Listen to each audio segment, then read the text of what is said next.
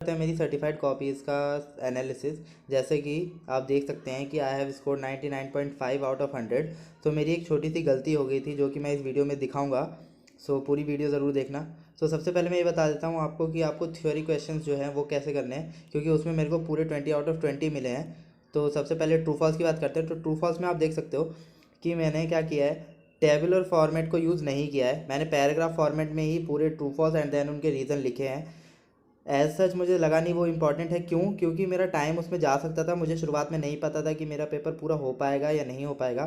तो यहाँ पे आप देख सकते हो कि मेरी कटिंग भी हुई है और मैंने बीच में ऊपर ऐसे एरो लगा के भी कुछ चीज़ें लिखी हैं। तो एज सच इनसे मार्क्स नहीं डिडक्ट हुए हैं मेरे, आप देख सकते हो। एंड द रीज़न इज़ कि मेरा रीज़न बिल्कुल सही लिखा हुआ है, जिसकी वजह से उन्होंने मेरे को फुल आउट ऑफ फुल दिए हैं, 2 आउट ऑफ 2 आप देख सकते हो। ऐसे ही आगे क्वेश्चंस में भी मैंने किया है पूरे, मतलब जितना बड़ा मुझे लगा रीज़न को लिखना चाहिए उतना मैंने लिखा है। ऐसा भी नहीं मैंने बहुत ज़्यादा बड़ा रीज़न लिख दिया है।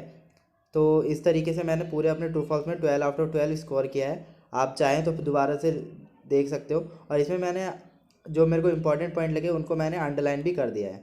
इसके बाद मैं बताता हूँ डिफरेंस बिटवीन का एक क्वेश्चन आया था। जैसा कि मैंने अपनी स्ट्रैटेजी वाली वीडियो में बताया था कि मैंने उसी दिन वो डिफरेंस बिटवीन पढ़ा था और वो आ गया, जिसकी वजह से मैंने उसको लिख दिया बहुत अच्छे से, और जिसमें मुझको आउट ऑफ 4 मिले हैं। और यहाँ पे आप देख सकते हो इसमें भी मेरी कटिंग हुई है, थोड़ी बहुत गलतियाँ भी हैं, बट स्टिल उन्होंने फिर से कंटेंट को पढ़ा और जिसकी वजह से उन्होंने मेरे को आउट ऑफ फुल दिए हैं इसमें भी। फिर इसके बाद आप देख सकते हो प्रैक्टिकल पोर्शन पे आए तो यहाँ पे देख सकते हो डेबिट क्रेडिट पूरा फॉर्मेट मैंने यूज़ किया है और स्केल से लाइन खींची है। और जो भी कट पिट हुई थी तो कोई बात नहीं, कटिंग हो जाती है यार, ऐसा कुछ बहुत ज़्यादा ज़रूरी नहीं है। और फिर इसके बाद वर्किंग नोट्स पे भी मैंने ध्यान दिया था और वर्किंग नोट्स को भी मैंने क्लियरली बनाया है यहाँ पे, और मेरे को यहाँ पे 20 out of 20 in question number 1 मिल चुके हैं। फिर उसके बाद क्वेश्चन नंबर 2 था बीआरएस का एंड रेक्टिफिकेशन का। और बीआरएस में आप देख सकते हो कि मैंने, बीआरएस एक स्टेटमेंट होती है, इसमें ऐसा कुछ फॉर्मेट को यूज़ करना ज़रूरी नहीं है। और इसमें आप देख सकते हो कि मैंने भी नॉर्मल ही किया है जैसे आप करना चाहो, और इसमें मेरे को फुल आउट ऑफ फुल मिले हैं। इसमें दिक्कत क्या आती है, यहाँ पे बहुत सारों को लगा ना कि यहाँ पे 31 ऑफ दिसंबर दिया है, तो यहाँ पे क्या करना है, हमें एक एडजस्टेड कैश बुक बनानी है। लेकिन यहाँ पर 31 ऑफ मार्च होता ना तो बनाते, लेकिन मैंने यहाँ पे नहीं बनाई, जिसकी वजह से मेरे को फुल मिले हैं इसमें। फिर इसके बाद रेक्टिफिकेशन का भी एक क्वेश्चन था। यहाँ पे देख सकते हो, यहाँ पे बहुत ज़्यादा दिक्कत आती है, बहुत सारे स्टूडेंट पूछते हैं कि यहाँ पे नरेशन कैसे करनी है। तो नरेशन आप देख लो कितनी ज़्यादा सिंपल तरीके से नरेशन लिखी हुई है। Being repairs debited to building rectified, being Shyamlal wrongly credited rectified. So narration पर इतना ज़्यादा आप ध्यान मत दो, आप अपने कंटेंट पर ध्यान दो। यहाँ पे मैंने एंट्रीज और अमाउंट दोनों सही लिखे हैं, जिसकी वजह से मेरे को मार्क्स मिले हैं। नरेशन का मार्क्स कट सकते हैं, एक्स्ट्रा मार्क्स नहीं मिलेंगे, चिंता मत करना। फिर इसके बाद यहाँ पे आप देख सकते हो पूरे में मेरे को 20 आउट ऑफ 20 इस क्वेश्चन में भी मिल गए। फिर उसके बाद यहाँ पे बिल ऑफ एक्सचेंज का क्वेश्चन था जो कि अचानक से आ गया। यहाँ पे नरेशन देखो कितनी ज़्यादा सिंपल लिखी हुई है। Being bills drawn on J, being bill discounted, bill dishonoured.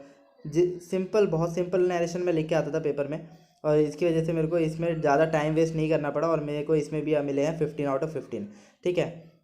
हाँ, आपको एंट्री अगर आप गलत कर दोगे तो वहाँ पे आपके मार्क्स कट जाएंगे, नरेशन के एज सच मार्क्स नहीं कटे हैं। यहाँ पे मेरे से एक बहुत बड़ी गलती हो गई तो मैंने इसको जल्दी से काटा और फिर उसका दोबारा इसको किया। और यहाँ देख सकते हो कि मैंने इसको ठीक करने के बाद भी अपना वर्किंग नोट बहुत अच्छे से किया, और यहाँ पे मेरे को फुल आउट ऑफ फुल इसमें भी मिल गए हैं। अब यहाँ पे जो कैश बुक वाला क्वेश्चन था इसमें बहुत सारे फिगर्स लिखने थे, तो मैंने बहुत छोटी छोटी राइटिंग का इस्तेमाल किया और उसको बहुत आराम से किया। देख सकते हो कि इसमें एक भी गलती नहीं है, और कटिंग भी इसमें बिल्कुल नहीं है, क्योंकि बहुत ईजी और बहुत ही आराम आराम तरीके से मैं कर रहा था इसको। देख लो इसमें भी। और यहाँ पे एक दिक्कत ये होती है कि नोट्स लिखें, कुछ एजम्पशन ली तो हम लिख सकते हैं कि नहीं लिख सकते हैं, तो ज़रूर लिखो। अगर आपको एजम्पशन लगती है कि हाँ मेरे को ज़रूरी है लिखनी, तो यहाँ पे लिख दो। जैसे कि मैंने लिखा है check received are first entered as cash receipt, क्योंकि देख सकते हो यहाँ पे जब चेक रिसीव होता है तो मॉड्यूल में भी कैश के तौर पे उसको एंट्री किया जाता है। तो यहाँ पे भी देख लो मैंने भी ऐसे ही किया है। फिर इसके बाद गुडविल निकालने का एक क्वेश्चन आया था, वो बिल्कुल बुक का ही था, मॉड्यूल का था, तो वो भी मैंने कर लिया। फिर उसके बाद यहाँ पे आते हैं हम यहाँ पे बैलेंस शीट पर। तो बैलेंस शीट में आप देख सकते हो मेरे से थोड़ी सी कटिंग हो रही थी, और यहाँ पे क्या था ना, ये जो व्हीकल की बुक वैल्यू थी उसको लिखने के लिए मेरे पास यहाँ पे जगह नहीं बची थी, तो मैंने क्या किया, इसका वर्किंग नोट बना दिया। वर्किंग नोट से मेरी एक प्रेजेंटेशन भी बढ़ गई और मेरे को स्पेस भी मिल गया अपनी कैलकुलेशन करने के लिए, और जिसकी वजह से इन्होंने देखो यहाँ पे टिक भी किया है इसको, यानी कि उन्होंने इसको भी चेक किया। और फिर उसके बाद इसमें मेरे को आउट ऑफ 10 फिर से 10 मिल गया, जाकि ताकि मेरे को क्वेश्चन नंबर 5 में टोटल मिला के 20 मार्क्स मिल चुके हैं। अब मैं आता हूँ उस गलती पर जहाँ पे मेरे 0.5 मार्क्स डिडक्ट हुए हैं। तो यहाँ पे आप देख सकते हो रिवैल्यूएशन अकाउंट बनाया, और यहाँ पे आप देखो 45,800, तो पूरा टोटल 45,800 होना चाहिए था। मैंने भी वही किया है और यहाँ पे भी 45,800 लिखा। मैंने सबको ऐड करके माइनस भी किया, बट मैंने रिवैल्यूएशन गेन डेबिट में लिखने की जगह क्रेडिट में लिख दिया, जिसकी वजह से मेरे 0.5 मार्क्स यहाँ पे डिडक्ट हो गए। तो एग्जामिनर चाहता तो यहाँ पे और भी मार्क्स काट सकता था, बट स्टिल उन्होंने नहीं काटे, क्योंकि आई थिंक शुरुआत से उन पर एक अच्छा इंप्रेशन गया था, क्योंकि बहुत ही सही तरीके से मेरा अभी तक का एग्ज़ाम गया था, एक भी मार्क्स यहाँ तक तो नहीं कटा है। फिर उसके बाद यहाँ पे इन्होंने इस चीज़ का 0.5 मार्क्स डिडक्ट किया। बाकी यहाँ देखो मेरे से कितनी सारी गलती हुई थी, कितने सारी कटिंग हुई है, बट स्टिल इससे कोई फ़र्क नहीं पड़ता। आपका अमाउंट सही होना चाहिए और प्रेजेंटेशन थोड़ी ठीक लगनी चाहिए। यहाँ पे देखो बैलेंस शीट भी मेरी मैच हो गई थी, इसलिए मैंने इसको चेक करने की भी सोची नहीं। इसको मैं देखता तो मैं इसको करेक्ट कर लेता, लेकिन मेरी बैलेंस शीट मैच हो गई थी तो मैंने इस क्वेश्चन को दोबारा चेक भी नहीं किया। वर्किंग नोट भी मैंने प्रॉपर प्रिपेयर किए हैं, और इसकी वजह से इसका जो लास्ट क्वेश्चन था रिसिप्ट एंड एक्सपेंडिचर अकाउंट बनाने का, उसके लिए मैंने एक एक्स्ट्रा शीट ली और उसमें मैंने सिर्फ और सिर्फ वर्किंग नोट किए हैं। आप देखो यहाँ पे मेरे को वर्किंग नोट करने के लिए एक्स्ट्रा शीट लेनी पड़ी, तो एक्स्ट्रा शीट लेनी है तो लो, अदरवाइज ऐसा कुछ नहीं है कि आप एक्स्ट्रा शीट लोगे तो आपको एक्स्ट्रा मार्क्स मिलेगी, नहीं। और यहाँ पे देखो वर्किंग नोट का पार्ट था ये बैलेंस शीट, और यहाँ पे रिसिप्ट एंड एक्सपेंडिचर अकाउंट मेरा कंप्लीट हो चुका था। यहाँ पे मेरे को फुल आउट ऑफ फुल इस क्वेश्चन में भी मिले हैं, जिसकी वजह से मेरा ओवरऑल स्कोर इस क्वेश्चन में हुआ था 19.5।